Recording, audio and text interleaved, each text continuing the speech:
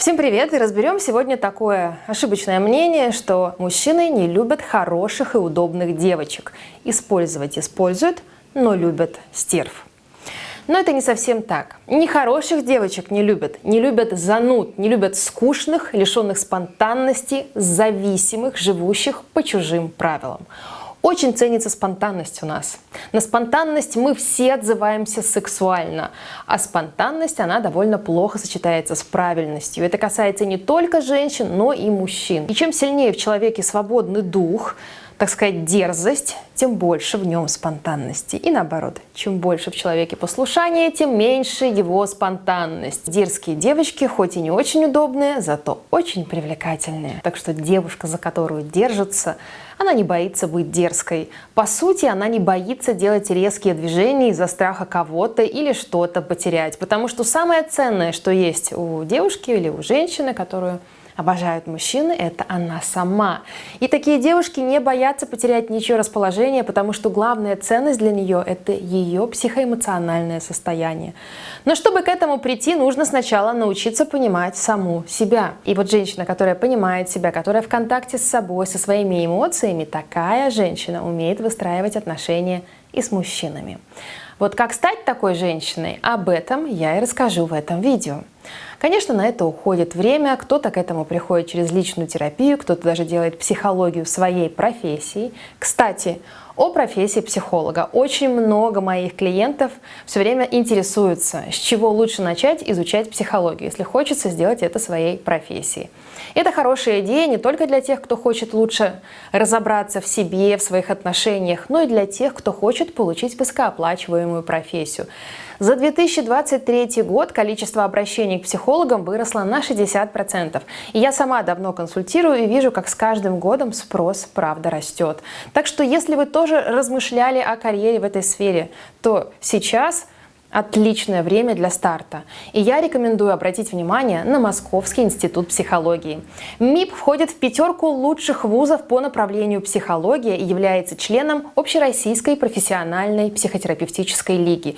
Их диплом котируется как в России, так и за рубежом. Здесь более 40 программ. Обучение как для тех, кто только начинает осваивать профессию на базе высшего или специального образования, так и курсы для тех, кто хочет повысить квалификацию. А еще в июле откроют набор абитуриентов по программам бакалавриата. Но самое крутое, такого я вообще не видела еще ни в одном институте, это то, что вам дают не только глубокие теоретические знания по психологии, но также обучают, как искать клиентов, если вы только начинаете, и как вообще развивать личный бренд. Ну и самое приятное, что обучение проходит в заочной форме на онлайн-платформе института.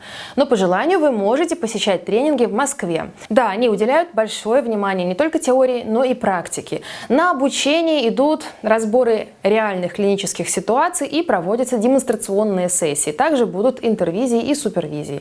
При этом вы можете самостоятельно выбирать скорость и график обучения. Сейчас в Институте психологии действует скидка 30% на все программы обучения.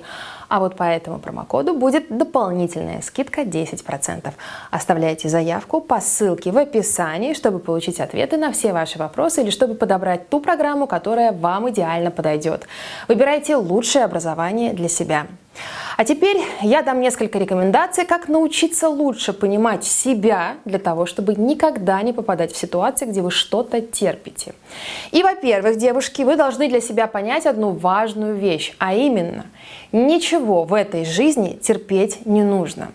Я снимаю с вас полное чувство вины, встроенное социумом. Если в вашей жизни происходят вещи, которые некомфортны для вас, которые дезорганизуют вашу здоровую психику, если в контакте с партнером вы испытываете, может быть, страх, может быть, тревогу или напряжение, ужас некоторые испытывают. Если нарушается ваш сон, если у вас происходит изменение психики, вы ничего этого терпеть не должны. Если у вас накапливается напряжение и раздражение в ответ на действия партнера, если вы не имеете права голоса, если вы не имеете возможности вообще выражать в семье личную волю, значит, стоит задуматься.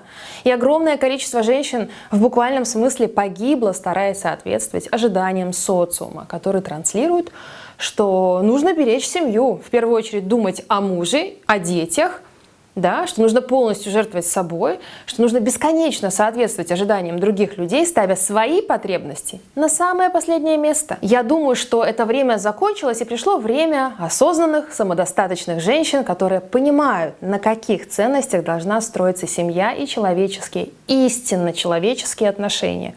На взаимопонимании, на любви и поддержке. А на чем еще?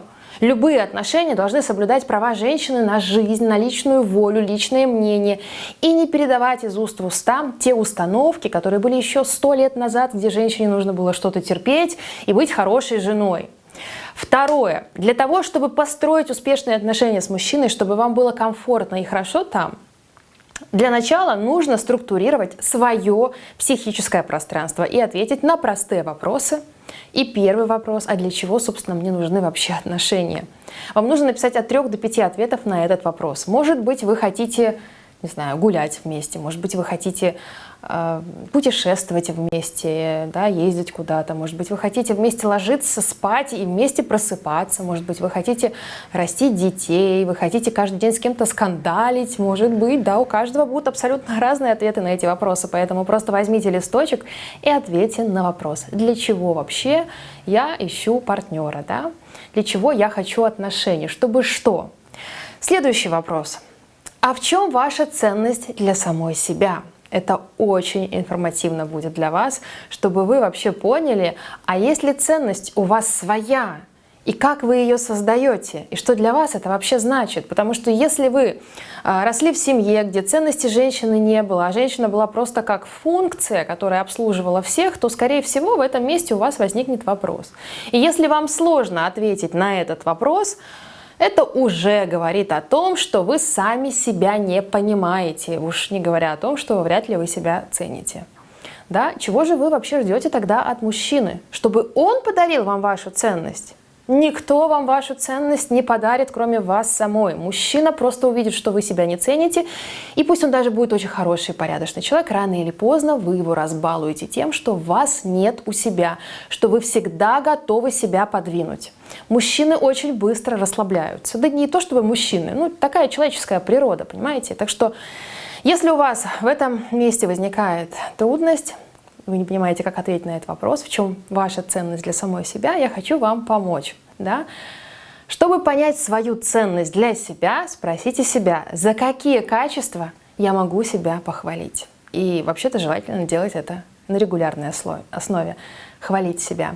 Например, вы можете быть доброй, щедрой, эмоциональной, вы умница, у вас хороший вкус, вы знаете иностранный язык, вы хорошо готовите, вы неплохо разбираетесь, может быть, в IT, в общем, у вас отличный эмоциональный интеллект, вы прекрасно устанавливаете контакты с другими людьми. Это тоже очень важные навыки, да?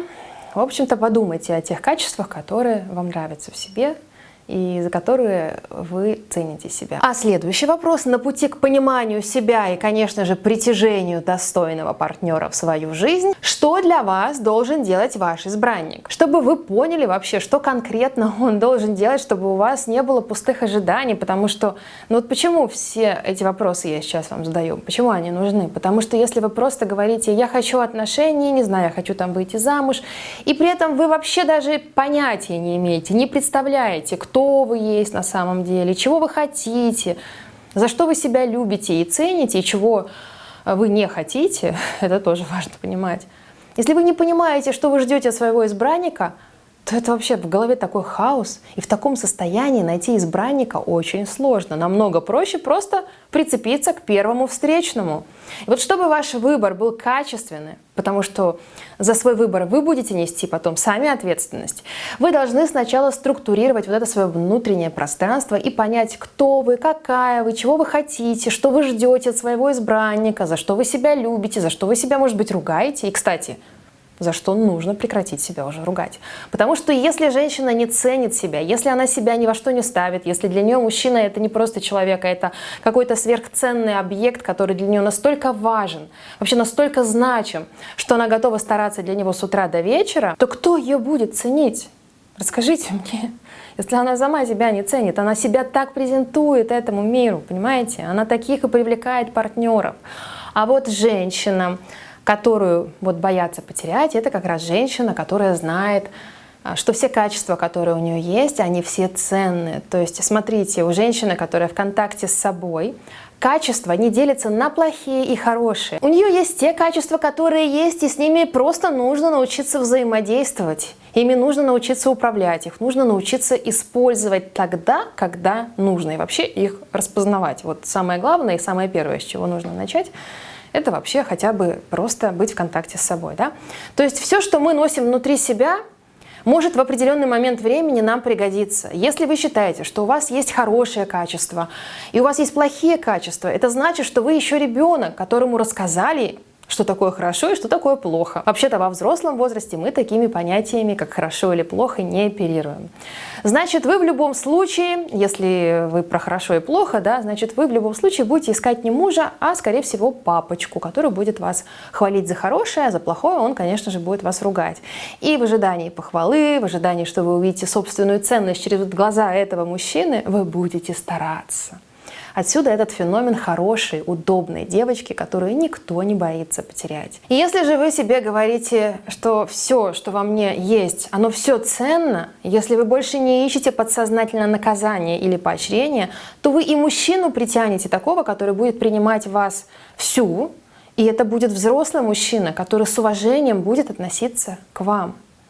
То есть классные отношения начинают строиться с того момента, когда вы воспринимаете себя целостно, когда вы понимаете цену себе, когда вы понимаете свои особенности, когда вы их принимаете, да, и ничего в себе не осуждаете. И только тогда вы и мужчину приглашаете в отношения вот на эти составляющие, на свою ценность, на свою целостность. А если у вас внутри нет ничего ценного, если там пустота, и вы приглашаете мужчину в отношения, чтобы он, собственно, и заполнял эту пустоту или наказывал вас за плохое и возвышал за хорошее, то такие отношения будут эмоционально нестабильны, неустойчивы, и вы все время, скорее всего, будете выяснять отношения. Потому что если вы пустые и нет ценности себя, вы не отношения ищете, а вы ищете кого-то, чтобы компенсировать вот эту вот пустоту. И вы думаете, что мужчина заполнит вашу пустоту. Вы пытаетесь компенсироваться об мужчину, но из пустого состояния вы всегда притянете мужчину тоже незрелого. Поэтому потом вы приходите на консультации и спрашиваете, а почему я хожу все время от одного нарцисса к другому? И многие из вас уже догадываются, что проблема не в том, что нарциссов просто слишком много развелось, а что, возможно, это я что-то такое делаю или транслирую, что притягиваю тех, кто не способен женщину ни любить, ни ценить, ни вообще выстраивать здоровые отношения. И это всегда случается с теми женщинами, которые ищут мужчину, которого хотят поставить в позицию родителя. В таких отношениях никогда не будет удовлетворения. Будут только расстройства, развал психики, психосоматика. То есть ситуация идет на ухудшение. Если женщина вступает в отношения с мужчиной, который деструктивный, а изначально она бессознательно такого и ищет, потому что если у женщины нет ценности себя, она изначально будет искать деструктивного мужчину, который будет постоянно ее обесценивать. И когда она его найдет, она не получит то, чего она хочет на самом деле. Так что вопрос ценности себя ключевой. Ценность себя — это то, что ты из себя представляешь сама по себе, отдельно от мужчины, отдельно от отношений. Эти вопросы нужно задавать в тот момент, когда вы еще не вступили в серьезные отношения. Эти вопросы нужно задавать еще до того, как вы съехались, и тем более создали семью и родили детей. Потом разбираться будет очень сложно с этими вопросами, поэтому их нужно задавать вовремя. И если есть ценность себя как человека, как женщины, как специалиста, как профессионала, к вам обязательно придет мужчина, который будет вас любить и принимать такой, какая вы есть, потому что будет понятно, какая вы есть. И если он не будет вас любить, принимать и будет вас обесценивать, вы просто с таким мужчиной и не останетесь ни на секунду. И если же вы не знаете, какая вы, если у вас есть чувство вины внутри, чувство плохости, недовольства собой. Это все детские состояния, и с ними нужно обязательно работать для того, чтобы менять сначала себя, а потом уже проводить свою презентацию, чтобы привлекать нужного мужчину. И мы прекрасно работаем с этими состояниями на моем курсе по восстановлению самооценки и самоуважения. Обязательно приходите ко мне на курс, там у нас с вами прямые эфиры, отвечаю на все ваши вопросы лично. Мы проделываем с девочками большую работу, и многие из них говорят, что смогли найти не только себя и свою ценность, но и построить действительно классные, здоровые отношения из этого обновленного состояния.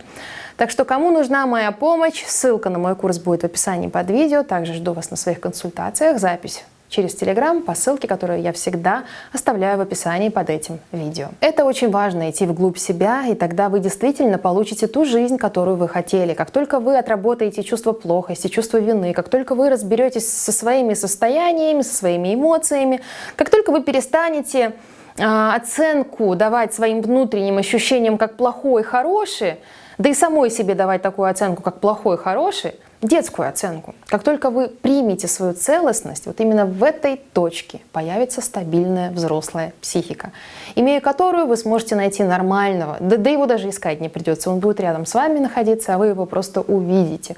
Увидите нормального, здорового, адекватного, который захочет построить с вами именно те отношения, которые будут прописаны в первом вопросе. Для чего вы, собственно, ищете партнера? Чтобы построить крепкую семью, чтобы у вас были близкие эмоциональные отношения, да? И когда мы с клиентами идем вглубь, они видят, как много скрыто от сознания. И человек часто даже не осознает, как он на самом деле к себе относится, что она себя не ценит. И так как она этого не осознает, она не может контролировать ситуацию в отношениях. Она не может понять, почему она постоянно находит одних и тех же партнеров, которые ее обесценивают. Ну и потому, что если ты не ценишь себя, это значит, что ты сама себя обесцениваешь. Ты будешь искать этому подтверждение. Для этого ты находишь партнера, который с тобой делает это каждый день. Естественно, человек расстраивается, но он же не видит свою позицию. Женщина же не видит, что на самом деле это ее потребность из детства, это ее шаблон из семьи, в котором она живет до сих пор. Естественно, нужно с самой собой разбираться, потому что жизнь одна, она должна быть яркой, счастливой, красивой, она должна быть прожита интересно. Замуж выйти не напасть, как бы замужем не пропасть, да, как говорится. Вот поэтому, чтобы замужем не пропасть, разбирайтесь со своими внутренними состояниями, идите навстречу себе, и тогда вы будете счастливы, и ваши партнеры будут счастливы, и ваши дети будут счастливы, а я вам всегда рада в этом помочь. Поэтому на этом прощаюсь и всегда с вами на связи. Пока-пока.